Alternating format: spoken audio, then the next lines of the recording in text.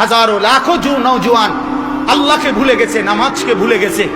কোরআনুল কারীম মুসলমানের সন্তান স্কুলে পড়ে, কলেজে পড়ে, ইউনিভার্সিটিতে পড়ে, বাংলা, অঙ্ক, ইংরেজি, পদার্থবিজ্ঞান, জীববিজ্ঞান, রসায়ন বিজ্ঞান, উচ্চতর গণিত, তথ্য যোগাযোগ প্রযুক্তি।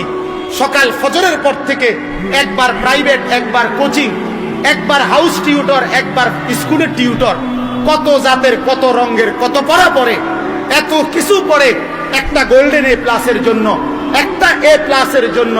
এক মুসলমানের সন্তান এত কঠিন থেকে কঠিন বিষয় সব কিছু পড়তে পারে, কিন্তু সেই ছেলেটা মেট্রিক পড়ুয়া, ইন্টারমিডিয়েট পড়ুয়া, কলেজ পড়ুয়া, অনার্স পড়ুয়া, মাস্টার্স পাস করা, এমফিল করা, পিএইচডি করা, ডক্টরেট করা, এফসিবিএস করা, এমবিবিএস করা, এফআরসিএস করা, এরকম মুসলমান যদি বলে হুজুর আমি কোরআন পড়তে পারি না, এর চাইতে লজ্জার কথা, এর চাইতে দুঃখের কথা, এর চাইতে অপমানের কথা, এর চাইতে বেইজ্জতির কথা এই আসমানের নিচে জমিনের উপরে আর কিছু হইতে পারে না।